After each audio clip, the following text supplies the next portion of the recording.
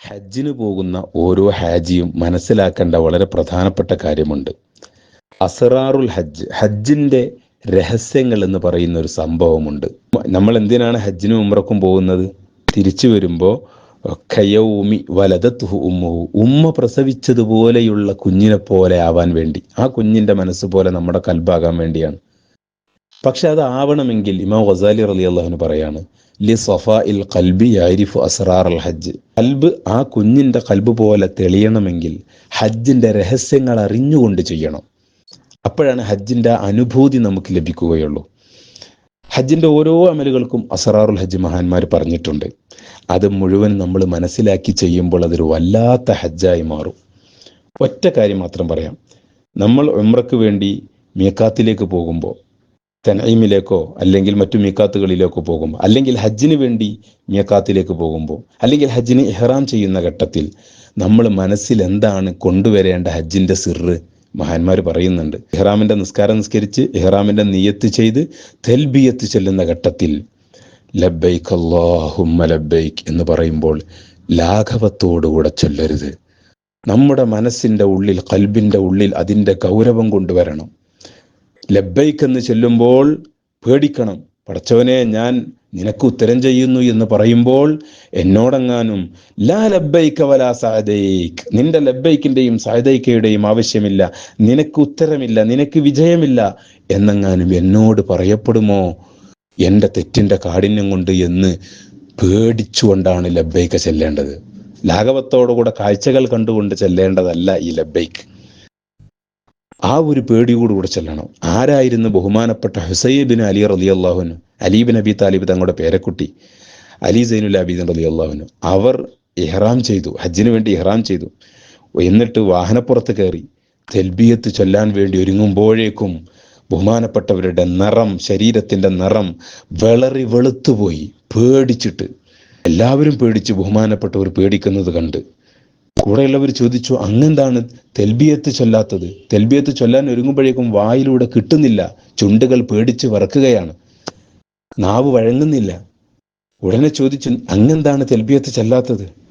ബഹുമാനപ്പെട്ടവർ പെട്ടെന്ന് മറുപടി പറഞ്ഞു, അഖ്ഷ അൻ അഖൂല ലബ്ബൈക് ഫയഖൂല ലീ ലാ ലബ്ബൈക വലാ സഅദൈക്. ഞാനെങ്ങാനും ലബ്ബൈക പറഞ്ഞാൽ എൻ്റെ റബ്ബെന്നെങ്ങാനും എന്നോട് നിനക്ക് ഉത്തരമില്ല, നിനക്ക് വിജയമില്ല എന്ന് എന്നോട് പറയുമോ എന്ന് ഞാൻ പേടിക്കുന്നു. ആ ഒരു പേടിയോടുകൂടെയാണ് നമ്മൾ തെൽബിയത്ത് ചെല്ലേണ്ടത്. അതുപോലെ തന്നെ തെൽബിയത്ത് ചെല്ലുമ്പോൾ നമ്മൾ വിചാരിക്കേണ്ട രണ്ടാമത്തെ കാര്യം, ഒന്നാമത് ഈ പറഞ്ഞതുപോലെ ഇങ്ങനെ പറയപ്പെടുമോ, ലാ ലബ്ബൈക വലാ സഅദൈക് എന്ന് പറയപ്പെടുമോ എന്ന് പേടിക്കണം. രണ്ട്, തെൽബിയത്ത് ചൊല്ലുമ്പോൾ എൻ്റെ റബ്ബ് സയ്യിദുന ഇബ്രാഹിം നബി അലൈഹി സ്വലാത്തു വസ്സലാമിനോട് എല്ലാ ജനങ്ങളെയും ഹജ്ജിന് വേണ്ടി വിളിക്കാൻ പറഞ്ഞിട്ടുണ്ട്. വഅദ്ദിൻ ഫിന്നാസ്. ആ വിളിയുടെ ഉത്തരമാണ് ഞാൻ ഈ ചൊല്ലുന്ന ലബ്ബൈക് അല്ലാഹുമ്മ ലബ്ബൈക് എന്ന് മനസ്സിൽ കരുതിക്കൊണ്ടാണ് വിളിക്കേണ്ടത്. മൂന്നാമതായി ഈ ലബ്ബൈക്ക് ചെല്ലുമ്പോൾ മനസ്സിൽ കൊണ്ടുവരേണ്ടത്, എല്ലാവരും മരണപ്പെട്ടു, ഖിയാമത്ത് നാളായി. ഇസ്രാഫീൽ അലൈഹി സ്വലാത്തു വസ്സലാമിന്റെ ഒന്നാമത്തെ ഊത്തോടുകൂടെ ഖിയാമത്ത് നാൾ സംഭവിച്ചു. രണ്ടാമത്തെ ഊത്തോടുകൂടെ ഖബറിലുള്ള എല്ലാവരും എഴുന്നേറ്റ് മഹ്ശറിലേക്ക് പോവുകയാണ്. ഈ തൽബിയത്ത് ചൊല്ലി പോകുമ്പോൾ ആ സൃഷ്ടികളായ ആളുകളോട് മുഴുവനും എണീൽക്കാൻ വേണ്ടി അള്ളാഹുവിൻ്റെ കൽപ്പന ഉണ്ടാകുമ്പോൾ അതിനുത്തരം ചെയ്തുകൊണ്ട് ഞാൻ എണീക്കുകയാണ്, ഞാൻ മഹ്ശറിലേക്ക് പോവുകയാണ്. അവിടെ ഒരുപാട് തിരക്കുണ്ട്. ഹജ്ജിൻ്റെ ഓരോ ആളുകളുടെ തിരക്ക് അനുഭവപ്പെടുമ്പോഴും ഇത് മഹ്ശറിലേക്ക് പോകുന്ന തിരക്കാണ്, എൻ്റെ റബ്ബിൻ്റെ മുന്നിൽ പോകാൻ വേണ്ടി പോവുകയാണ് എന്ന ചിന്തയോടുകൂടെ വലിയദ്കുർ നിദാ അൽ ഖൽഖി ബിനഫ്ഖി സൂരി വഹശ്രിഹിം വഹശ്റഹും വസ്ദിഹാമുഹും ഫി അറസാത്തിൽ ഖിയാമ. ഖിയാമത്ത് നാളിൽ ഒരുമിച്ച് കൂടുന്നതും അവിടുത്തെ തിരക്കുകളുമായിരിക്കണം. ഈ തിരക്കുകളും ആളുകളുടെ ഒരുമിച്ച് കൂടലും കാണുമ്പോൾ നമ്മുടെ മനസ്സിലുണ്ടാവേണ്ടത്, അങ്ങനെയാണ് നമ്മൾ തെൽബിയത്ത് ചൊല്ലി പോവേണ്ടത്. അങ്ങനെ ഇഹ്റാം ചെയ്ത് തെൽബിയത്ത് ചൊല്ലി ഹറമിന്റെ അതിർത്തിയിലേക്ക് പ്രവേശിക്കുമ്പോൾ മനസ്സിൽ കൊണ്ടുവരേണ്ടത്, ഞാൻ എൻ്റെ റബ്ബിന്റെ മുറ്റത്തേക്കാണ് പ്രവേശിച്ചിട്ടുള്ളത്. ദഖൽതു ഇലാ ഹറമി റബ്ബി, ഞാൻ എൻ്റെ റബ്ബിന്റെ മുറ്റത്തേക്കാണ് പ്രവേശിച്ചിട്ടുള്ളത്. അതുകൊണ്ട് മോനെ, വൽയർജു അമാനൽ അദാബ്, ഏതൊരു വ്യക്തിയുടെ മുറ്റത്തേക്ക് നമ്മൾ ചെന്നാലും മാന്യനായ വ്യക്തിയാണെങ്കിൽ ആദരവോടുകൂടെ നമ്മെ സ്വീകരിക്കും. അദ്ദേഹം നമ്മളെ ബുദ്ധിമുട്ടാക്കുകയില്ല. നമ്മൾ റബ്ബിൻ്റെ മുറ്റത്തേക്ക് പ്രവേശിച്ചിരിക്കുന്നു.